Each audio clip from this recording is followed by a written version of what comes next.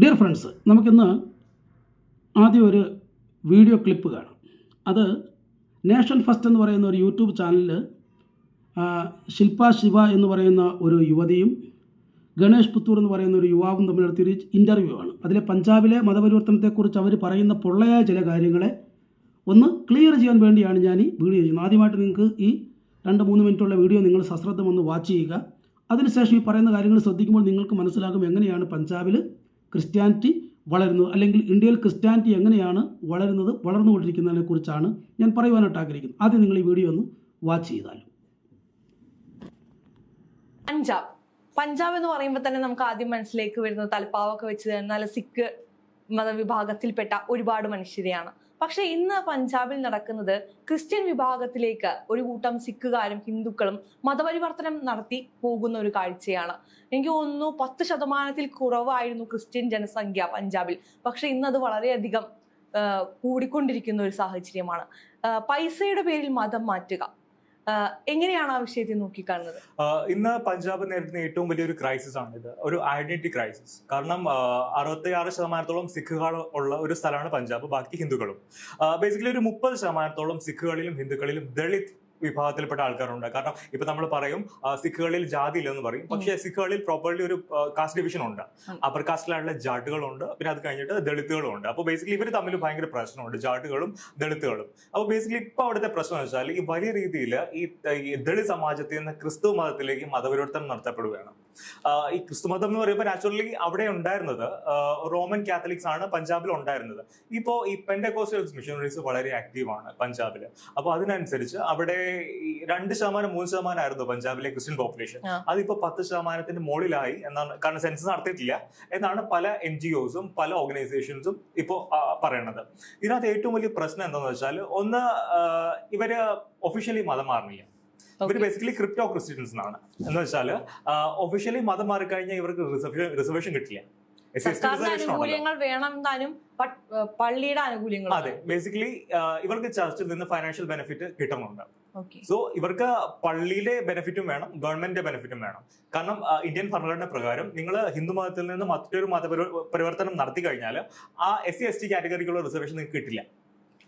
അതുകൊണ്ടാണ് ഇവര് ഇങ്ങനെ തന്നെ നിലനിൽക്കണേ. ഇത് ബേസിക്കലി നമ്മൾ നേരത്തെ ആന്ധ്രാപ്രദേശിലും തമിഴ്നാട്ടിലൊക്കെ ബേസിക്കലി ഇങ്ങനെയുണ്ട്. ഇപ്പൊ ബേസിക്കലി നമ്മൾ ഒഫീഷ്യലി 2011 സർവേ പ്രകാരം ഇന്ത്യയിലെ ഹിന്ദു പോപ്പുലേഷൻ 80.5%. അതിൽ നിന്ന് ഒരുപാട് താഴെയാണ് ഈ ഹിന്ദു പോപ്പുലേഷൻ. കാരണം ഒഫീഷ്യലി ഇത് രജിസ്റ്റർ ആവില്ല. ഇപ്പോ ഈ വർഷം അല്ലെങ്കിൽ 2025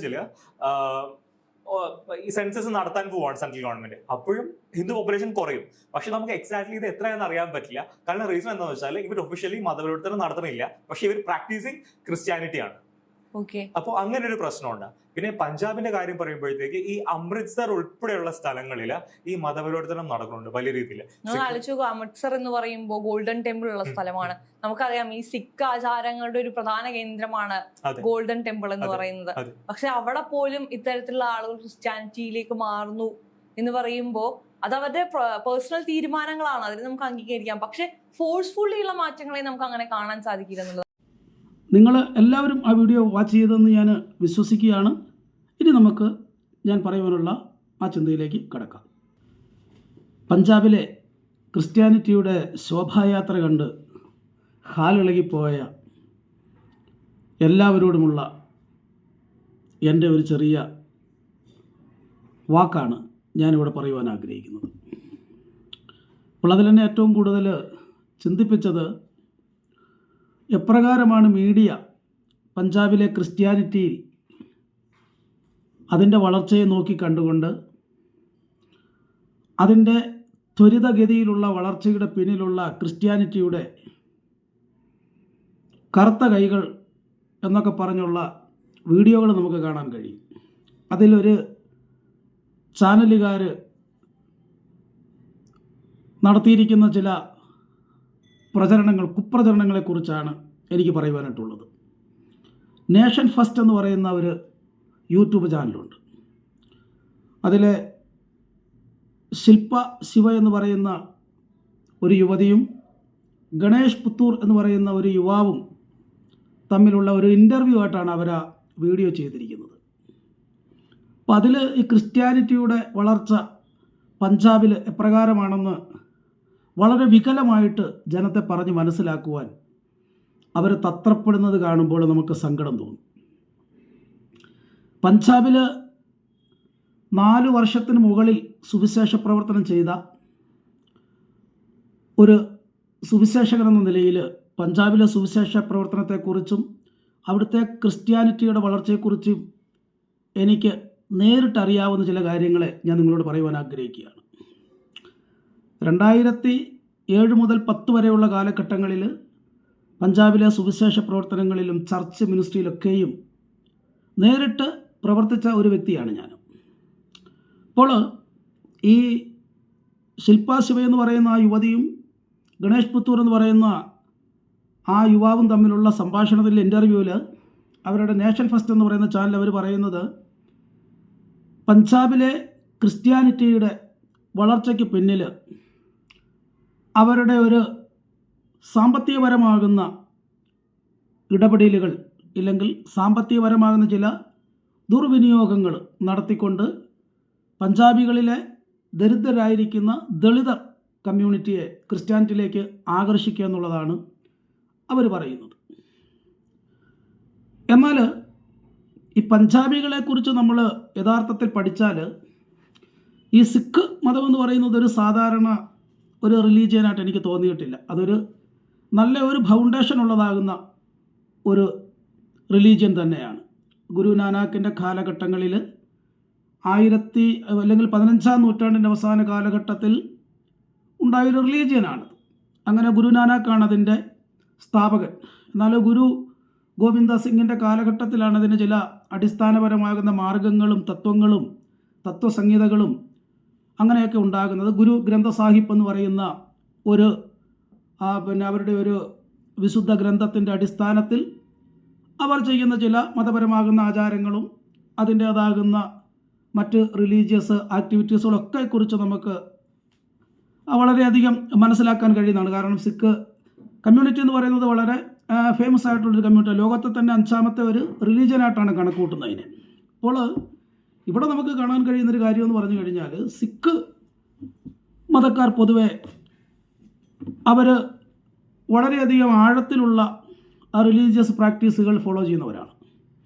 അപ്പോൾ അതുപോലെ തന്നെ ആ ഒരു കമ്മ്യൂണിറ്റി എവിടെ കടന്നു പോയാലും അവരുടെ ഗുരുദ്വാരകൾ സ്ഥാപിക്കുകയും അവിടെ അവരുടെ ആ സിഖ് മതത്തിൻ്റെ ആചാരങ്ങളെ പരിപാലിച്ചുകൊണ്ട് അവരുടെ കമ്മ്യൂണിറ്റിയെ കൂട്ടിച്ചേർത്ത് അവർ അങ്ങനെ ആ മതാചാരപ്രകാരം മുമ്പോട്ട് പോകുന്നവരാണ്. ഹിന്ദുമതം അവരെ അക്സെപ്റ്റ് ചെയ്യുന്നുണ്ടെങ്കിൽ ഹിന്ദുമതത്തിൻ്റെ യാതൊരു തരത്തിലുള്ള റിലീജിയസ് പ്രാക്ടീസുകൾ അവർ പങ്കെടുക്കാറില്ല. അതിൻ്റെ ഈ മൂർത്തി പൂജകൾ അതിൻ്റേതാകുന്ന യാതൊരു കാര്യങ്ങളിലും ഈ സിഖ് കമ്മ്യൂണിറ്റി പങ്കെടുക്കാറില്ലെന്ന് തന്നെയാണ് എനിക്ക് മനസ്സിലാക്കാൻ കഴിഞ്ഞിട്ടുള്ളത്. കാരണം ഇന്ത്യയുടെ വിവിധ സംസ്ഥാനങ്ങളിൽ ഏകദേശം 8ഓളം സംസ്ഥാനങ്ങളിൽ വസിച്ചുകൊണ്ട് ഞാൻ ടീച്ചറായിട്ടും അതുപോലെ തന്നെ ഇവാഞ്ചലിസ്റ്റായിട്ടൊക്കെ വർക്ക് ചെയ്യുന്ന ഒരാളാണ്. അപ്പോൾ ഓരോ പട്ടണങ്ങളിലും അവർക്ക് അവരുടേതാകുന്ന ഗുരുദ്വാരകളുണ്ട്. അവരുടെ കൽസ എന്ന് പറയുന്ന അവരുടെ ഒരു കമ്മ്യൂണിറ്റി ഉണ്ട്. ആ കൂടി വരുന്ന ആൾക്കാർ ആ സമൂഹത്തെ കൽസ എന്നാണ് അവർ പറയുന്നത്. അപ്പോൾ അങ്ങനെയുള്ള ഒരു നല്ല ഒരു ഫൗണ്ടേഷനുള്ള റിലീജിയനാണ് ഈ സിഖ് സമൂഹം എന്ന് പറയുന്നത്. അപ്പോൾ പിന്നെ അവർ പൊതുവേ എന്ന് പറഞ്ഞു കഴിഞ്ഞാൽ മറ്റ് റിലീജിയൻസിനോട് മിങ്കിളാകാതെ മറ്റുള്ളവരെ തങ്ങളുടെ മതത്തിലേക്ക് ആകർഷിക്കുന്ന ഒരു മിഷനറി റിലീജിയൻ അല്ല എന്നുള്ളത് അതിൻ്റെ ഒരു ഭാഗമാണ്. ഒരു മിഷനറി റിലീജിയൻ അല്ല ഈ സിഖ് മതം. ജൈനിസം പോലെയോ ബുദ്ധിസം പോലെയോ ക്രിസ്ത്യാനിറ്റി പോലെയോ ഒന്നും ഒരു മിഷനറി റിലീജിയൻ അല്ല എന്നുള്ളതാണ്. അവരുടെ ആ കമ്മ്യൂണിറ്റിയിൽ ഒതുങ്ങി നിന്നുകൊണ്ട് ആ മതപരമാകുന്ന ആചാരങ്ങളെയൊക്കെ നന്നായി ചെയ്തുകൊണ്ട് മുമ്പോട്ട് പോകുന്ന ഒരു കമ്മ്യൂണിറ്റിയാണ് ഈ സിഖ് ധർമ്മം ഇല്ലെങ്കിൽ സിഖ് മതം എന്ന് പറയുന്നത്. അപ്പോൾ ഇവർ എന്തുകൊണ്ടാണ് ഈ ക്രിസ്ത്യാനിറ്റിയിലേക്ക് കൂട്ടമായിട്ട് ഇപ്പോൾ മതപരിവർത്തനം ചെയ്ത് വരുന്നത്, ഇല്ല ക്രിസ്ത്യാനിറ്റിയിലേക്ക് ചേക്കേറുന്നത്? അപ്പോൾ ഇവർ പറയുന്നത് ഈ ശില്പ എന്ന് പറയുന്ന ഈ യുവതിയും ശിവ എന്ന് പറയുന്ന ശിവ എന്ന് പറയുന്ന യുവതിയും ഈ ഗണേഷ് പുത്തൂർ എന്ന് പറയുന്ന ആ യുവാവും പറയുന്നത് ക്രിസ്ത്യാനിറ്റിക്ക് വളരെയധികം ഫണ്ടുകളുണ്ട്. അപ്പോൾ ഈ ഫണ്ടുകൾ നന്നായി വിനിയോഗിച്ചുകൊണ്ട് അവിടുത്തെ ദളിതരായിട്ടുള്ളവരെ പൈസ കൊടുത്ത് അട്രാക്റ്റ് ചെയ്ത് ഇതിലേക്ക് കൊണ്ടുവരുന്നു എന്നുള്ളതാണ് അവരുടെ ഏറ്റവും വലിയൊരു പരാതി എന്ന് പറയുന്നത്. അല്ലെങ്കിൽ അവർ കണക്ക് കൂട്ടുന്നത് അങ്ങനെയാണ്. എന്നാൽ അവർ പറയുന്നത് ശുദ്ധ മണ്ടത്തരമാണ്. ഈ സിഖ് കമ്മ്യൂണിറ്റി എന്ന് പറഞ്ഞു കഴിഞ്ഞാൽ എനിക്ക് തോന്നുന്നത് കേരളത്തെക്കാൾ റിച്ച് ആയിട്ടുള്ളൊരു സംസ്ഥാനമാണ് ഈ പഞ്ചാബ് എന്ന് പറയുന്നത്. അനേക ആളുകൾ കേരളത്തിലേക്കാൾ ഉപരി എനിക്ക് തോന്നുന്നു യൂറോപ്യൻ രാജ്യങ്ങളിലും മറ്റ് മിഡിൽ ഈസ്റ്റ് ഭാഗങ്ങളിലൊക്കെ പോയി ജോലി ചെയ്യുന്ന ഒരു കമ്മ്യൂണിറ്റിയാണ് ഈ പഞ്ചാബികളെന്ന് പറയുന്നത്. അപ്പോൾ അപ്പോൾ അവർ വളരെയധികം കേരളത്തെക്കാളിലും ധനപരമായിട്ട് ഒത്തിരി നല്ലൊരു ഫൗണ്ടേഷനുള്ള ഒരു കമ്മ്യൂണിറ്റിയാണ് ഈ സിഖ് കമ്മ്യൂണിറ്റി എന്ന് പറയുന്നത്, ഇല്ലെങ്കിൽ പഞ്ചാബികൾ എന്ന് പറയുന്നത്. അപ്പോൾ അവർക്ക് ഈ മിഷണറിമാർ കൊടുക്കുന്ന ഒരു ചെറിയ തുകയ്ക്ക് അവർക്കൊരിക്കലും ഈ ക്രിസ്തു മതത്തിലേക്ക് വരേണ്ട കാര്യമില്ല. കാരണം അവരെല്ലാവരും നല്ല സാമ്പത്തികപരമാകുന്ന അടിത്തറകളുള്ള കുടുംബങ്ങളാണ് അവിടെ. കാരണം വർഷങ്ങളോളം അവിടെ താമസിച്ച് സുവിശേഷ പ്രവർത്തനം ചെയ്ത് എനിക്കത് വളരെ വ്യക്തമാകും. എല്ലാ കുടുംബങ്ങളും, വളരെ ഒരു മൈനോറിറ്റി മാത്രമേ അവിടെ ഗ്രാമങ്ങളിലൊക്കെ വളരെ കഷ്ടപ്പാടുകളും ബുദ്ധിമുട്ടുകളുമൊക്കെ ഉള്ള തൊഴിലാളികളായിട്ട് ജീവിക്കുന്നു. ബാക്കി എല്ലാവരും കേരളത്തെക്കാൾ ഉപരി സമ്പന്നമാകുന്ന ഒരു സംസ്ഥാനം തന്നെയാണ് പഞ്ചാബ് എന്ന് പറയുന്നത്. അതുകൊണ്ട് ക്രിസ്ത്യൻ മിഷണറിമാർ വെച്ച് നീട്ടുന്ന 10 രൂപയ്ക്ക് മുമ്പിൽ മറിഞ്ഞ് വീഴേണ്ട കാര്യം ആ കമ്മ്യൂണിറ്റിക്ക് ഇല്ല എന്ന് തന്നെ വേണമെങ്കിൽ നമുക്ക് പറയാം. അതുകൊണ്ട് ആ വാദം വളരെ പൊള്ളയായൊരു വാദമാണ്. പൈസ കൊടുത്താണ് ക്രിസ്ത്യാനിറ്റി ഈ ആളുകളെ ഇങ്ങോട്ട് കൺവേർട്ട് ചെയ്യിക്കുന്നുള്ളത്. അതിനോടകം തന്നെ അവർ പറയുന്നൊരു കാര്യം, ഈ ഇൻ്റർവ്യൂ ചെയ്യുന്ന ആളുകൾ തമ്മിൽ പറയുന്നുണ്ട്, മോദിയുടെ കാലഘട്ടത്തിന് ശേഷം അല്ലെങ്കിൽ മോദി ഗവൺമെൻറ് അധികാരത്തിൽ വന്നതിന് ശേഷം പുറത്തു നിന്നുള്ള ഫണ്ടുകളൊക്കെ നിർത്തൽ ചെയ്തു. അതുകൊണ്ട് സുവിശേഷ പ്രവർത്തനങ്ങൾ കേരളത്തിൽ പണ്ടത്തെ പോലെ കാണുന്നില്ല എന്ന് അദ്ദേഹം പറയുന്നുണ്ട്. ഇദ്ദേഹം തന്നെയാണ് പറയുന്നത് പഞ്ചാബിൽ ഇപ്പോൾ ഈ പുറത്തുനിന്ന് വരുന്ന സാമ്പത്തികം ഉപയോഗിച്ച ആളുകളെ മാറ്റുന്നുണ്ടെന്ന്. അത് തന്നെ വിരോധാഭാസമാണ്.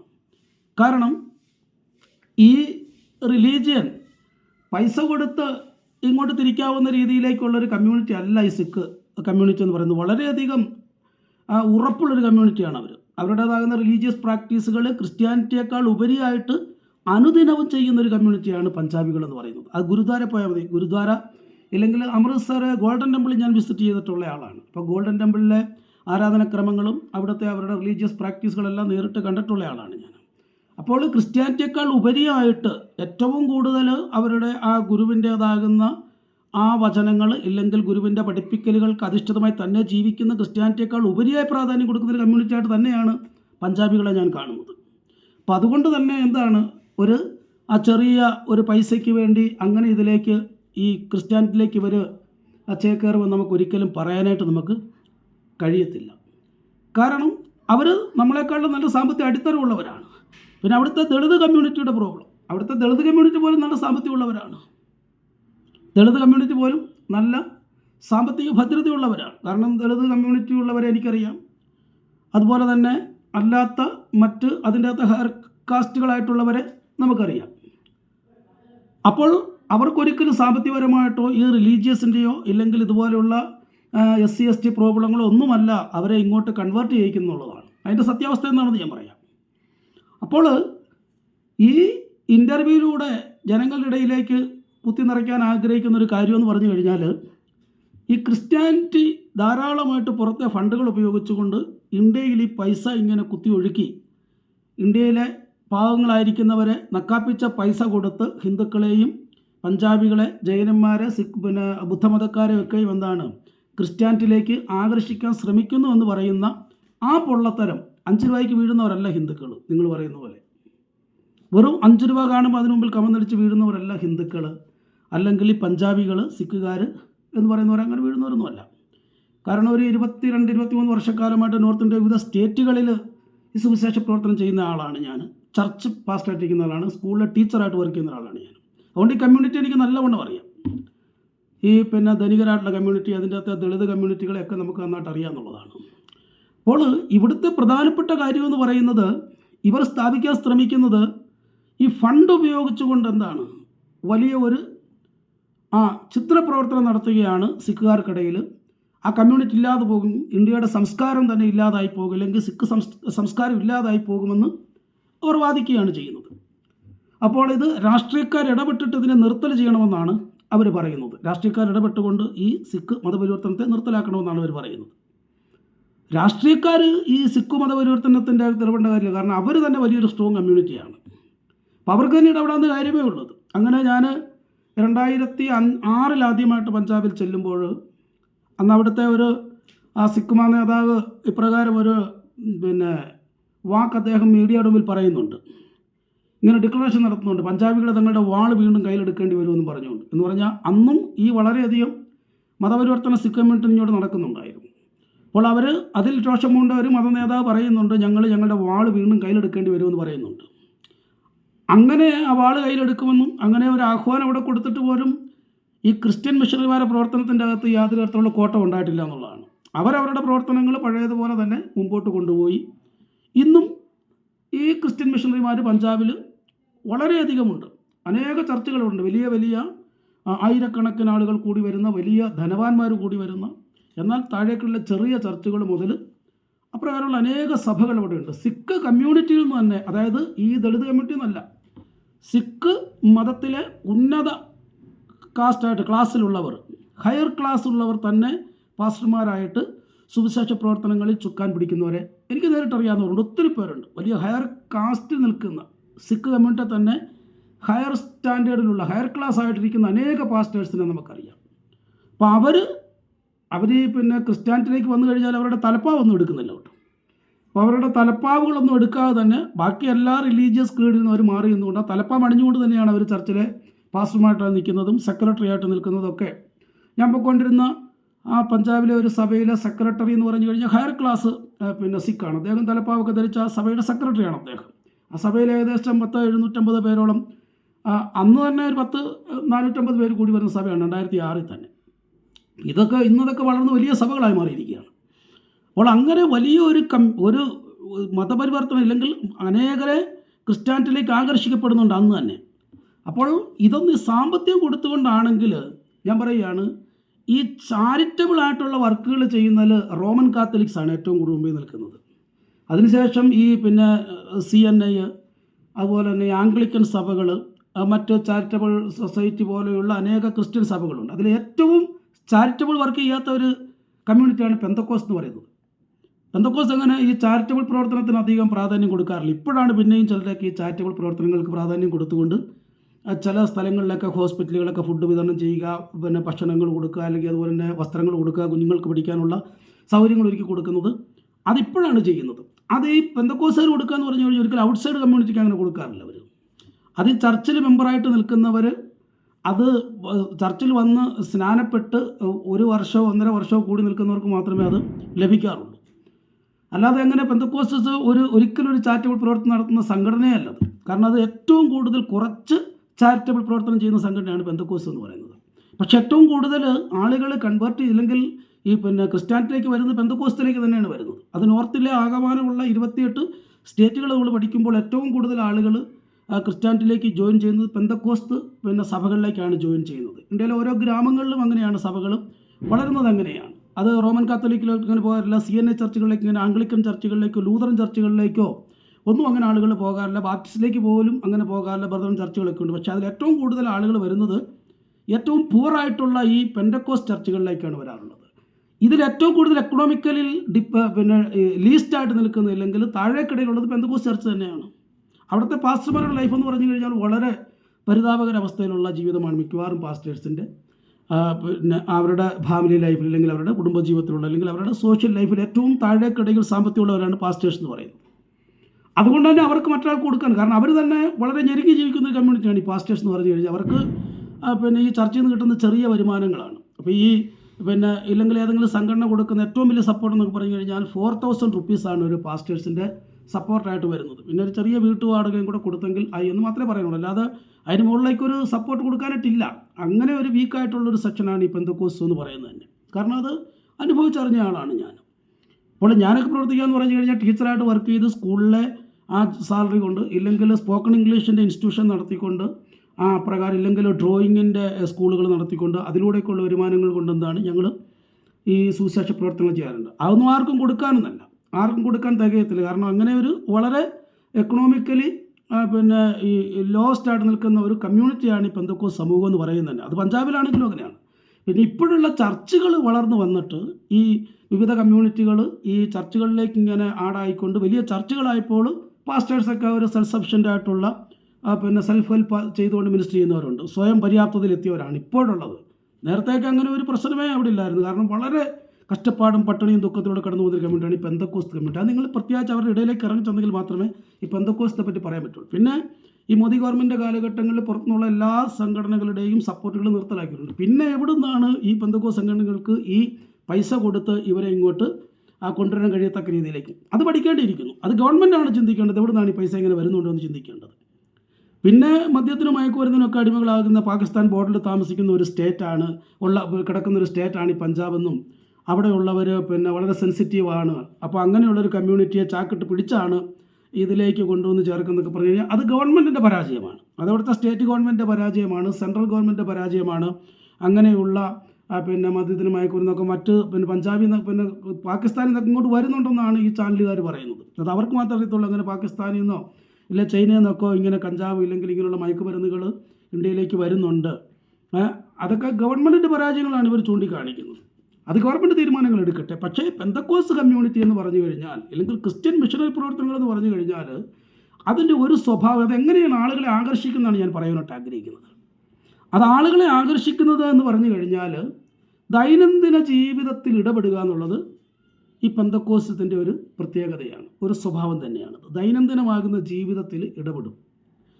അത് തീർച്ചയായിട്ടും ഇപ്പം ഈ പഞ്ചാബിലൊക്കെ എന്ന് പറഞ്ഞു കഴിഞ്ഞാൽ ഞാൻ പ്രവർത്തിക്കുന്ന സമയങ്ങളിലൊക്കെ മദ്യപാനികളായിട്ടുള്ള കുടുംബങ്ങൾ, വളരെ തകർച്ചയുള്ള കുടുംബങ്ങൾ ഞങ്ങളുടെ ചർച്ചുകളിൽ വരും. ചർച്ചുകളിൽ വന്നിട്ട് അവർ ഈ പാസ്റ്റർമാരെ കൊണ്ട് പ്രാർത്ഥിപ്പിക്കും. അത് അപ്പോൾ അവർ വന്ന് അവരുടെ വിഷയങ്ങൾ നമ്മളോട് പറയും. പക്ഷേ ഇങ്ങനെ മദ്യപാനത്താൽ തകർന്ന കുടുംബങ്ങളെയൊക്കെ ഈ സിഖ് കമ്മ്യൂണിറ്റി ആണെങ്കിലും ഹിന്ദു റിലീജിയൻസ് ആണെങ്കിലും ഇവരെ എന്ത് ചെയ്യും, അങ്ങ് പുറത്ത് തഴഞ്ഞു കളയും. കാരണം മദ്യപാനിയാണ്, പുകവലിക്കാരനാണ്, വ്യഭിചാരിയാണ്, ഇല്ലെങ്കിൽ സാമ്പത്തികം ഇല്ലാത്തവരാണ്, ദളിത് കമ്മ്യൂണിറ്റി ആണെന്നൊക്കെ ഉള്ള അതിൽ ഈ പിന്നെ ഹിന്ദു റിലീജിയൻസ്, സിഖ് റിലീജിയൻസൊക്കെ ഇവരെന്ത് ചെയ്യും, ഇവരെ അങ്ങ് തഴഞ്ഞു കളയും, ഈ ഭവനത്തെ അങ്ങ് തഴഞ്ഞു കളയും. അപ്പോൾ ഇവർക്ക് അവരുടെ കമ്മ്യൂണിറ്റിയിലൊരു ബലമില്ല, അതുപോലെ സമൂഹത്തിലൊരു വിലയില്ലാതിരിക്കുന്ന സമയത്താണ് ഈ ക്രിസ്ത്യാനിറ്റി ഇടപെടലുകൾ ഉണ്ടാകുന്നത്. അപ്പോൾ അവരുടെ അടുത്തുള്ള ഏതെങ്കിലും ഒരു സഭയിലേക്ക് ഇവരുടെ പ്രശ്ന പരിഹാരത്തിനായിട്ടാണ് വരുന്നത്. അവരുടെ ദൈനംദിന ജീവിതത്തിൽ ഉണ്ടാകുന്ന ആ പ്രശ്നങ്ങളെ പരിഹരിക്കാനും പ്രാർത്ഥിക്കാനുമാണ് ഇവർ സഭകളിലേക്ക് വരുന്നത്. അപ്പോൾ അവിടെയുള്ള മിഷണറിമാരുടെ പ്രവർത്തനങ്ങൾ, അവരോടുള്ള ഇടപെടലുകളാണ് ഞങ്ങൾ ഏറ്റവും കൂടുതൽ മിഷണറിമാരുടെ ഇടപെടലുകളാണ് ആളുകളെ സ്വാധീനിക്കുന്നില്ല. 5 രൂപ ഒന്നും കൊടുത്താൽ അറിയുന്നവരല്ല സിഖുകാർ. അവർ ഇങ്ങോട്ട് ഇഷ്ടംപോലെ പൈസ തരും. സിഖുകാരുടെയൊക്കെ പഞ്ചാബിൽ ഏറ്റവും എനിക്ക് തോന്നുന്നത് പാസ്റ്റർമാർക്കൊക്കെ അത്യാവശ്യം നല്ല സാമ്പത്തികം ലഭിക്കുന്ന പാസ്റ്റേഴ്സ് ഉള്ളത് പഞ്ചാബിൽ, കേരളത്തിലുമാണ്. അതിനുശേഷമുള്ള മറ്റ് സ്റ്റേറ്റുകളിലൊക്കെ പാസ്റ്റേഴ്സിന് അത്രത്തോളം ഒരു സാമ്പത്തിക സഹായം വിശ്വാസികളിൽ നിന്ന് കിട്ടുന്നത് പഞ്ചാബിലാണ്. കാരണം എന്ന് പറഞ്ഞാൽ ഞാനവിടെ 1 രൂപ പോലും സപ്പോർട്ടില്ലാതെ 4 വർഷക്കാലം സുവിശേഷ പ്രവർത്തനം ചെയ്തു തരാമെന്ന എനിക്ക്, കാരണം അവരുടെ സഹായങ്ങൾ എൻ്റെ സഭയിൽ പട്ടാൾക്കാർ, ഞാൻ മാധവപൂരിലെ ആർമി ക്യാമ്പിനിടയ്ക്കുള്ള ആർമി ക്യാമ്പിൻ്റെ അടുത്തുള്ളതാണ് എൻ്റെ ചർച്ച എന്ന് പറഞ്ഞത്. അപ്പോൾ എൻ്റെ ചർച്ചിൽ പട്ടാളക്കാരുണ്ടായിരുന്നു, 5 6 കുടുംബം പട്ടാളക്കാരായിട്ട്, അത് വലിയ സുബേദാറായിട്ടുള്ളവരുണ്ടായിരുന്നു. അതുപോലെ തന്നെ നല്ല പൊസിഷനിലിരിക്കുന്ന പട്ടാളക്കാരുള്ള സഭയിലാണ് ഞാൻ പാസ്റ്ററായിട്ടിരുന്നൊരു 2 വർഷക്കാലം അവിടെ പാസ്റ്റായിട്ട് ഞാൻ വർക്ക് ചെയ്തിട്ടുണ്ട്. അപ്പോൾ വളരെ സാമ്പത്തിക ഭദ്രതയുള്ളവരാണ് അവർ നമുക്ക് ഡ്രസ്സ് വാങ്ങിച്ചു തരും, എനിക്ക് വാച്ച് വാങ്ങിച്ചു തന്നിട്ടുണ്ട്. അതുപോലെ തന്നെ എനിക്ക് പിന്നെ ജീവിക്കാനുള്ള സാമ്പത്തികം അവരിങ്ങോട്ട് തരികയാണ് ചെയ്തത്. ഞാനവർക്ക് എനിക്ക് തോന്നുന്നില്ല 1 രൂപ പോലും നമ്മൾ അങ്ങോട്ട് കൊടുത്തിട്ടുണ്ടെന്ന് തോന്നുന്നില്ല. കാരണം അത്രത്തോളം അവർ സാമ്പത്തികപരമായിട്ട് അവർ പിന്നെ നല്ല ഫൗണ്ടേഷൻ ഉള്ളവരാണ്, അടിസ്ഥാനമുള്ളവരാണ്. അപ്പോൾ അവർക്ക് വിശ്വാസികൾ പാസ്റ്റേഴ്സിനെയാണ് സഹായിക്കുന്നത്. അങ്ങനെയാണ് ഈ പാസ്റ്റേഴ്സിൻ്റെ ജീവിതം മുമ്പോട്ട് പോകുന്ന വിശ്വാസികളുടെ സഹായം കൊണ്ടാണ്. ഒരിക്കലും ഒരു പാസ്റ്ററിന് വിശ്വാസികളെ കൊടുത്ത്, കാരണം ഒരു പാസ്റ്ററിന് എത്ര വിശ്വാസികളെ പൈസ കൊടുത്ത് സഹായിക്കാൻ പറ്റും, അത് നിങ്ങൾ പറ. 100 വിശ്വാസികൾ കാണും, ഇല്ല 50 വിശ്വാസികൾ കാണും ഒരു സഭയിൽ. അങ്ങനെ എല്ലാവരും പാവങ്ങളാണ്, അങ്ങോട്ട് പൈസ കൊടുത്ത് സഹായിക്കാനൊന്നും പറ്റത്തില്ല. കാരണം ഇതിനകത്ത് ചെയ്യാന്ന് പറഞ്ഞാൽ ദൈനംദിന ജീവിതത്തിൽ അവരുടെ പ്രശ്നങ്ങളിൽ അവരെ ജീവിക്കാൻ പഠിപ്പിക്കുകയാണ് ഈ ക്രിസ്ത്യാനിറ്റി ചെയ്യുന്നത്. ആ പ്രശ്നങ്ങൾക്ക് നടുവിൽ എങ്ങനെ ഉറച്ചു നിൽക്കാൻ കഴിയും, അവരുടെ ദൈനംദിന ജീവിതത്തിൽ അവർ നേരിടുന്ന പ്രശ്നങ്ങളെ എങ്ങനെ വിശ്വാസത്താലും പ്രാർത്ഥനയാലും മറികടക്കാൻ കഴിയുമെന്ന് ക്രിസ്ത്യാനിറ്റി നന്നായി പഠിപ്പിക്കുകയാണ് ചെയ്യുന്നത്. യേശുക്രിസ്തു പഠിപ്പിച്ച വചനങ്ങളെ ഇവരെ പറഞ്ഞ് മനസ്സിലാക്കുകയാണ് ചെയ്യുന്നത്. അതുകൊണ്ട് ഈ ക്രിസ്ത്യാനിറ്റിക്ക് എന്ന് പറഞ്ഞു കഴിഞ്ഞാൽ ഈ സാമ്പത്തിക പ്രതിസന്ധി ഒന്നൊരു പ്രശ്നമല്ല. ഇന്ന് ഇന്ത്യയിലെ ക്രിസ്ത്യാനിറ്റിയുടെ സുവർണ്ണ കാലഘട്ടം എന്ന് വേണം പറയാനായിട്ട്. ഇപ്പോൾ അദ്ദേഹം പറയുന്നത് കേട്ടു, ഈ പിന്നെ ഗണേഷ് പുത്തൂർ എന്ന് പറയുന്ന ആ വ്യക്തി പറയുകയാണ്, ഈ ഇപ്പോൾ ഫണ്ട് വന്നതിന് ശേഷം കേരളത്തിലെ അനേക പ്രവർത്തനങ്ങൾ ഇന്ന് ഇങ്ങനെ വീടുകളിൽ കൂടെ കയറി സുവിശേഷം പറയുന്നവരെ കാണാറില്ലെന്ന്. ഇന്നാരും വീടുകളിൽ പോകാറില്ല. ഈ സോഷ്യൽ മീഡിയയുടെ കാലഘട്ടങ്ങളിൽ ആരെങ്കിലും വീടുകളിൽ പോകാറുണ്ടോ? പക്ഷേ അന്ന് വീടാന്തരം കയറി ഇറങ്ങി നടന്ന് സുവിശേഷ പ്രവർത്തനം ചെയ്തവരുടെ സഭകളല്ല ഇന്ന് വലിയ സഭകളാണ്. അവരെല്ലാം ഇന്ന് വഴിയോരങ്ങളിൽ നല്ല ഒന്നാന്തരം മൈക്ക് സെറ്റുമൊക്കെ വെച്ച് അല്ലേ അവർ പരസ്യങ്ങളാണ് ഇന്ന് നടത്തുന്നത്. എന്ന് പറഞ്ഞാൽ അന്ന് വീടാന്തരം കയറി ഇറങ്ങി സുവിശേഷ പ്രവർത്തനം ചെയ്തവർ ഇന്നവർക്കെന്തുണ്ട്, ഇന്ന് അവർക്ക് അതിനുള്ള ഫെസിലിറ്റീസുകളുണ്ട്. അതുകൊണ്ട് അവർ വഴിയരികളിൽ നിന്നുകൊണ്ട് പരസ്യവും നടത്തുന്നവരുണ്ട്. ക്രിസ്ത്യാനിറ്റിയിൽ നിന്ന് ഏറ്റവും കൂടുതൽ ഇന്ത്യയിൽ പിന്നെ ഉണർന്നു വന്നിരിക്കുന്ന ഒരു കാലഘട്ടമാണ്. കേരളത്തിലെ ക്രിസ്ത്യാനിറ്റി, അതായത് പെന്തക്കോസ്ത് സമൂഹം വളരെയധികം വർദ്ധിച്ചു കൊണ്ടിരിക്കുന്ന ഒരു കാലഘട്ടമാണിത്. നേരത്തെ വീടാന്തരം കയറി ഇറങ്ങി പറഞ്ഞപ്പോൾ 10-12 പേരാണ് ഒരു വർഷം, ഇല്ലെങ്കിൽ 15 പേരാണ് ഒരു ചർച്ചിലേക്ക് വരുന്നെങ്കിൽ 100 കണക്കിന് ആൾക്കാർ ചർച്ചിലേക്ക് ഒഴുകുന്നൊരു കാലഘട്ടമാണിത്. അതുകൊണ്ട് പുറത്തുനിന്നുള്ള ഫണ്ട് നിന്ന് പോയതുകൊണ്ട് ക്രിസ്ത്യൻ പ്രവർത്തനങ്ങൾ ഒരിക്കലും നിന്ന് പോകുന്നില്ല. 2014 മോദി ഗവൺമെൻറ് അധികാരത്തിൽ വന്നതിന് ശേഷം ഇന്ത്യയിൽ ആയിരക്കണക്കിന് ചർച്ചകൾ ഉണ്ടായിട്ടുണ്ട്. ഒറീസയിലും ഛത്തീസ്ഗഡും പഞ്ചാബും അതിന് ഏറ്റവും ഉദാഹരണമായ സ്ഥലങ്ങൾ തന്നെയാണ്. അപ്പോൾ വളരെയധികം ചർച്ചകൾ ഉടലെടുത്തുകൊണ്ടിരിക്കുന്ന കാലഘട്ടമാണ്. ഇപ്പോൾ ഈ ഛത്തീസ്ഗഡിലൊക്കെ വളരെ പെർസിക്യൂഷൻ ഉണ്ടായതാണ് 2023-24 കാലഘട്ടങ്ങളിൽ. പക്ഷേ എനിക്ക് തോന്നുന്നു ഏറ്റവും കൂടുതൽ ഇന്ത്യയിലെ ചർച്ചകൾ ഫ്ലറിഷ് ആയിക്കൊണ്ടിരിക്കുന്നത് ഛത്തീസ്ഗഡിലാണ്. ഏറ്റവും കൂടുതൽ എല്ലാ വില്ലേജുകളിലും പ്രവർത്തനങ്ങളുള്ള ഛത്തീസ്ഗഡിൽ തന്നെയാണ്. പക്ഷെ അവിടുത്തെ പാസ്റ്റേഴ്സിൻ്റെയൊക്കെ ലൈഫ് പോയി നോക്കിക്കഴിഞ്ഞ് കഴിഞ്ഞാൽ ഒരു നേരത്തെ ആഹാരത്തിന് വകയില്ലാത്ത പാസ്റ്റേഴ്സ് അവിടെയുണ്ട്. വളരെ കഷ്ടപ്പെട്ട് കുഞ്ഞുങ്ങളെയൊക്കെ പഠിപ്പിക്കുന്നത്. അത് കേരളീയരല്ല കേട്ടോ, ഈ അവരുടെ കമ്മ്യൂണിറ്റിയിൽ തന്നെയുള്ള പാസ്റ്റേഴ്സാണ്. ഈ കേരള പാസ്റ്റേഴ്സൊക്കെ വർക്ക് ചെയ്യുന്നത് പറഞ്ഞു കഴിഞ്ഞാൽ ടൗൺ ഏരിയയിലാണ് അവർ മിക്കവാറും വർക്ക് ചെയ്യുന്നത്. പക്ഷേ ലോക്കലായിട്ട് വർക്ക് ചെയ്യുന്നത് ഇവിടുത്തെ തന്നെ കമ്മ്യൂണിറ്റിയാണ്. അവരുടെയൊക്കെ ജീവിത നിലവാരം എന്ന് പറഞ്ഞു കഴിഞ്ഞാൽ വളരെ താഴ്ന്ന നിലവാരമാണ് സാമ്പത്തികപരമായിട്ട്. പക്ഷേ അവർക്കൊക്കെ ആ കമ്മ്യൂണിറ്റിയിൽ ആ താഴ്ന്ന നിലവാരമാണെങ്കിലും അവർക്ക് എഡ്യൂക്കേഷൻ ഉണ്ട്, അവർക്ക് എഡ്യൂക്കേഷൻ കൊടുത്തു എന്നുള്ളതാണ്. ഇല്ലെങ്കിൽ ബൈബിൾ ട്രെയിനിങ്ങുകൾ അവർക്ക് ലഭിച്ചിട്ടുണ്ട്, ജീവിത സാഹചര്യങ്ങൾ എങ്ങനെ നേടാമെന്നുള്ള ട്രെയിനിങ്ങുകൾ അവർക്ക് ലഭിക്കാറുണ്ട്. അവരെ കൊണ്ട് താഴ്ന്ന കമ്മ്യൂണിറ്റികളെ ഉയർത്തി സ്കൂളുകളിലേക്ക് പറഞ്ഞു വിടാറുണ്ട്. മിഷൻ സ്കൂളുകൾ ഇഷ്ടംപോലെ പെരുകിയിട്ടുണ്ട് ഛത്തീസ്ഗഡിലേക്ക്, ഇഷ്ടംപോലെ മിഷൻ സ്കൂളുകളുണ്ട്. അപ്പോൾ ഇതൊക്കെ ക്രിസ്ത്യാനിറ്റിയുടെ ഒരു പ്രവർത്തനമാണ്. അപ്പോൾ ഈ ക്രിസ്ത്യാനിറ്റി പ്രവർത്തിക്കുക എന്ന് പറഞ്ഞു കഴിഞ്ഞാൽ മതപരമാകുന്ന ഒരു ചെറിയ ഒരു ഇരയിട്ടുകൊണ്ട് ആളുകളെ പിടിക്കുക എന്നുള്ളതല്ല. ദൈനംദിന ജീവിതത്തിൽ ഇടപെടുന്ന ഒരു മനുഷ്യനെയും ഒരു റിലീജിയനെയും എന്നും ജനങ്ങൾ എന്ത് ചെയ്യും?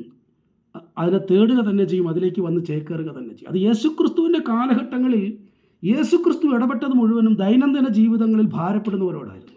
രോഗികളായി കിടക്കുന്നവർ, അസഹനായിരിക്കുന്നവർ, ആകുലരായിരിക്കുന്നവർ, പ്രയാസമുള്ളവർ, അല്ലെ, ബുദ്ധിമുട്ടുള്ളവർ, സമൂഹം തഴഞ്ഞവരെയൊക്കെ തേടിച്ചെന്നു യേശുക്രിസ്തു എന്നുള്ളതാണ്. ഈ മിഷണറിമാരുടെ സ്വഭാവം അതാണ്.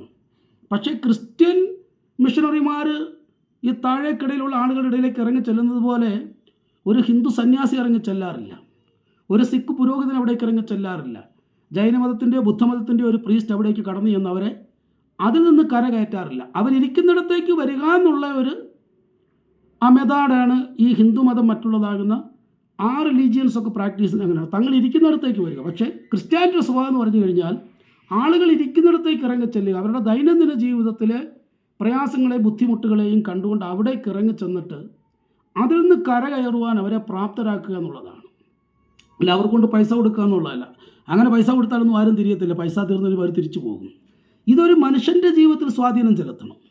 ഇപ്പോൾ ഞാൻ പറയട്ടെ, ഈ തിരിഞ്ഞു വന്നവർ കർവാപ്പസി വെച്ചു, അതുപോലെ തിരിച്ചു കൊണ്ടുപോകാനായിട്ട് നിങ്ങൾ ശ്രമിക്കുകയാണെങ്കിൽ നിങ്ങളിപ്പോൾ ഞങ്ങൾ 1000 കൊടുക്കുന്നെങ്കിൽ 5000 കൊടുത്തു നോക്ക്, ആരും തിരിച്ചു വരത്തില്ല.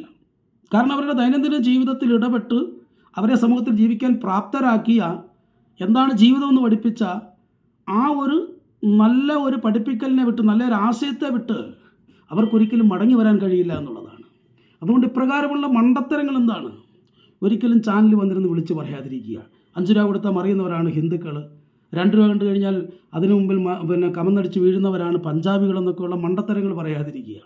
കാരണം പഞ്ചാബികൾ 2 രൂപ കണ്ടാൽ വീഴുന്നവരല്ല, അവർ പാസ്റ്റേഴ്സിന് കരം നിറച്ച് പൈസ കൊടുക്കുന്നവരാണ് പഞ്ചാബികൾ. എനിക്ക് നേരിട്ട് എക്സ്പീരിയൻസ് ഉള്ളയാളാണ്. ഇഷ്ടംപോലെ സാമ്പത്തികം പാസ്റ്റേഴ്സിന് കൊടുക്കാൻ കഴിവുള്ളവരാണ്.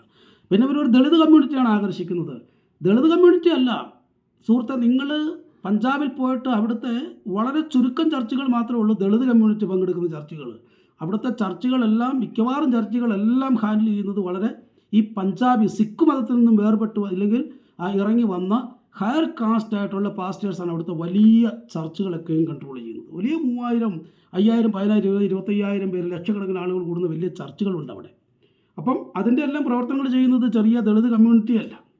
പിന്നെ ഈ സുവിശേഷ പ്രവർത്തനങ്ങളെ എല്ലാ കാലവും നയിച്ചതെന്ന് പറഞ്ഞു കഴിഞ്ഞാൽ വ്യക്തികളല്ല ഇത് നയിക്കപ്പെടുന്നത്. ഇതൊരു ദൈവിക പ്രവർത്തനമാണ്. അത് ബിബ്ലിക്കലായിട്ട് പറയുമ്പോൾ നിങ്ങൾക്ക് പക്ഷേ ഉൾക്കൊള്ളാൻ പറ്റത്തില്ല. ഈ ക്രിസ്ത്യാനിറ്റി വളർന്നത് തന്നെ എവിടെയാണെന്നറിയാം? ഇത് റോമിലാണ്. ഈ ക്രിസ്ത്യാനിറ്റി റോമാ സാമ്രാജ്യത്തിൻ്റെ കീഴിലാണ് ക്രിസ്ത്യാനിറ്റി വളർന്നു വരുന്നത്. ഇപ്പോൾ യേശുക്രിസ്തുവിൻ്റെ കാലഘട്ടങ്ങളിൽ യേശുക്രിസ്തുവിനെ ഉപദ്രവിച്ചിരുന്നവർ ആ റോമാ സാമ്രാജ്യമാണ്. യഹൂദന്മാരും അതുപോലെ തന്നെ ഇസ്രായേലിയരും യഹൂദന്മാരും അതുപോലെ തന്നെ റോമക്കാരും കൂടിയാണ് യേശുക്രിസ്തുവിനെ ഉപദ്രവിച്ചത്, യേശുക്രിസ്തുവിനെ ക്രൂശീകരിച്ചത്. ആ റോമാ സാമ്രാജ്യത്തിൻ്റെ കീഴിലായിരുന്നു അന്ന് ഇസ്രായേൽ. അവിടെയാണ് ക്രിസ്ത്യാനിറ്റി ഉടലെടുക്കുന്നത്. അപ്പോൾ അന്ന് യേശുക്രിസ്തുവിൻ്റെ കാലഘട്ടങ്ങളിൽ വലിയൊരു ജനസമൂഹം യേശുവിനെ ഫോളോ ചെയ്തു. യേശു എത്ര പേർക്ക് പൈസ കൊടുത്തു? യേശുക്രിസ്തു ആർക്കും പൈസ കൊടുത്തതായിട്ട് കാണാൻ കഴിയത്തില്ല. അതുപോലെ തന്നെ അന്ന് ഈ ക്രിസ്ത്യാനിറ്റി വളർത്തിയത് മുക്കുവന്മാരാണ്. സമൂഹത്തിലെ താഴേക്കിടയിൽ ഉണ്ടായിരുന്ന ആളുകളാണ് അവിടുത്തെ കമ്മ്യൂണിറ്റിയെ അട്രാക്റ്റ് ചെയ്തത്. അപ്പോൾ അന്ന് പത്രോസ് എന്നൊക്കെ പറഞ്ഞ മുക്കുവന്മാരാണ്. അന്ന് റോമ സാമ്രാജ്യത്തിൻ്റെ കീഴിൽ 10,000-കണക്കിന് ആളുകൾ ഈ മാർഗത്തിലേക്ക് കടന്നു വന്നത് ആരും പൈസ കൊടുത്തുകൊണ്ടല്ല. അന്നിവിടെ ഒരു നിയമം ഉണ്ടായിരുന്നു, കൈസറോട് മാത്രമേ പ്രാർത്ഥിക്കാവുള്ളൂ. തിയോസ് കുറിയോസ് എന്ന് കൈസറയെ വിളിക്കാവുള്ളൂ. അതായത് ദൈവത്തിൻ്റെ നാമം എടുക്കരുത്, ദൈവത്തിൻ്റെ പേരെടുക്കരുത്, കൈസറെ മാത്രമേ അഭയം ചെല്ലാവുള്ളൂ എന്ന് കിടക്കുന്ന ഒരു നിയമമുള്ളിടത്താണ് 5 പൈസ പോലും വാങ്ങിക്കാതെ 10,000-കണക്കിന് ആളുകൾ ആ യേശുക്രിസ്തുവിൻ്റെ പഠിപ്പിക്കലുകളിൽ ആകർഷിക്കപ്പെട്ടിട്ട് എന്ത് ചെയ്യാണ്, ക്രിസ്ത്യാനിറ്റി സ്വീകരിക്കുകയാണ് ഇവിടെ ചെയ്യുന്നത്. അങ്ങനെ വലിയ കഷ്ടതയിലും പ്രതികൂലത്തിലൂടെയൊക്കെ എന്ത് ചെയ്തു. പിന്നെ 3 നൂറ്റാണ്ടുകൾ, ഏകദേശം AD 300 വരെ എന്താണ് ക്രിസ്ത്യാനിറ്റി വലിയ പീഡയിലൂടെയാണ് കടന്നു പോയത്. ഡൊമീഷ്യൻ്റെ കാലഘട്ടത്തിലൊക്കെ ക്രിസ്ത്യാനികൾ അതിഭയങ്കരമായിട്ട് പീഡിപ്പിക്കപ്പെട്ടു എന്നുള്ളതാണ്. സിംഹത്തിൻ്റെ കുഴിയിൽ എറിഞ്ഞു കളഞ്ഞു, അതുപോലെ തീച്ചൂളയിൽ എറിഞ്ഞു കളഞ്ഞു. പിന്നെ ഈ അപ്പസ്തലനാകുന്ന പൗലോസിനെയും അതുപോലെ യാക്കോബിനെയൊക്കെ വാളുകൊണ്ട് കൊന്നുകളയായിരുന്നു. പത്രോസിനെ തലകീഴായി ക്രൂശീകരിക്കുകയായിരുന്നു. എസ്തഫാനോസിനെ കല്ലെറിഞ്ഞു കൊല്ലുകയായിരുന്നു. യോഹന്നാനെ പത്മോസിലേക്ക് നാട് കടത്തുകയാണ് ചെയ്യുന്നത്. അപ്പം ആ പത്മോസിൽ അവിടെ ചർച്ചകളുണ്ടെന്ന്, അവിടെ ഏഷ്യാമേൻ്റെ ചർച്ചകളുണ്ടെന്ന്. അവിടെ ഈ പ്രതികൂലത്തിന് നടുവിൽ ആരും പൈസ കൊടുത്തല്ല ഈ സഭയെ നിർത്തിയത്. അതിൻ്റെ ടീച്ചിങ്ങിലുകൾ ആകർഷിക്കപ്പെട്ടിട്ട് ആളുകൾ എന്ത് ചെയ്യാണ്, ക്രിസ്ത്യാനിറ്റിയിലേക്ക് വരികയാണ് ചെയ്യുന്നത്. ഇല്ല, ഇത് 5 പൈസ പോലും കൊടുക്കേണ്ട കാര്യമില്ല. ഇത് പൈസ കൊടുത്താലും പറ്റത്തില്ല. കോടിക്കണക്കിന് രൂപ ആസ്തിയുള്ളയാൾ അല്ലേ. ഫിലിം ആർട്ടിസ്റ്റ് ഉണ്ട്, നമ്മുടെ ഹിന്ദിയിലെ ഒരു ഫിലിം ആർട്ടിസ്റ്റ് ഉണ്ട്. അതുപോലെ തന്നെ വിജയ് ബെനഡിക്റ്റിന് പൈസ ഇല്ലാത്തതുകൊണ്ടാണ്. അങ്ങനെ വിജയ് ബെനഡിക്റ്റ്, അതുപോലെ തന്നെ ജോണി ലിവർ, ഇവർക്കൊന്നും പൈസ ഇല്ലാത്തതുകൊണ്ടല്ല. ഇവർക്കൊക്കെ കോടിക്കണക്കിന് രൂപ അവരുടെ കയ്യിൽ ബാങ്ക് ബാലൻസ് ഉള്ളപ്പോൾ അവർ ക്രിസ്ത്യാനിറ്റി സ്വീകരിച്ചു എന്നുള്ളതാണ്. അപ്പോൾ എന്നാലും ചോദിക്കുക, അങ്ങനെ പാട്ടുകാർ അനേകരുണ്ട്. അതുപോലെ വലിയ മിനിസ്റ്റേഴ്സ് ഉണ്ട്, MLA-മാരുണ്ട്, വലിയ ഡോക്ടേഴ്സ് ഉണ്ട്, എഞ്ചിനീയേഴ്സ്, പോലീസ് ഉദ്യോഗസ്ഥന്മാർ. ഇവരൊക്കെ ക്രിസ്ത്യാനിറ്റിയിലേക്ക് വരുന്നത് ഈ മിഷണറിമാർ കൊണ്ട് കൊടുക്കുന്ന 10 രൂപ കണ്ടുകൊണ്ടല്ല. അങ്ങനെ ഇന്ന് സബ് ഇൻസ്പെക്ടർ ചർച്ചിലൊക്കെ ഞങ്ങൾ കൺവെൻഷൻ ഞാൻ പ്രസംഗിക്കാൻ പോയിട്ടുള്ള ആളാണ്. ആ പോലീസുകാരുടെ ചർച്ച ചെയ്യാൻ പോയിട്ടുണ്ട്, സബ് ഇൻസ്പെക്ടർ ചർച്ചയിൽ പോയിട്ടുണ്ട്, SI-മാർ ഞങ്ങളുടെ ചർച്ചിലെ മെമ്പേഴ്സായിട്ടുണ്ട്, മിനിസ്റ്റേഴ്സ് ഞങ്ങളുടെ മീറ്റിങ്ങിൽ പങ്കെടുക്കാറുണ്ട്. അത് പെന്തക്കോസുകാരായിട്ടുള്ള. അപ്പോൾ അതൊക്കെ നോർത്തിൽ നടക്കുന്ന സംഭവങ്ങളാണ്. ഇവർക്കാർക്കും പൈസ കൊടുത്തു. ഇതിൻ്റെ അകത്തെ ടീച്ചിങ്, ക്രിസ്ത്യാനിറ്റി ടീച്ചിങ് എന്ന് പറഞ്ഞു കഴിഞ്ഞാൽ അതിനൊരു ഒരു ദൈവിക ഒരു ഡിവൈൻ പവർ അതിനുണ്ട് എന്നുള്ളതാണ്. അപ്പോൾ അത് ഈ സുവിശേഷം, അത് യേശുക്രിസ്തു പറഞ്ഞിട്ടുണ്ട്, സുവിശേഷം ലോകമെമ്പാടും പോയി പ്രസംഗിക്കണമെന്ന്. ആ ടീച്ചിങ് ഫോളോ ചെയ്തുകൊണ്ടാണ് എല്ലാവരും ഇറങ്ങിത്തിരിക്കുന്നത്.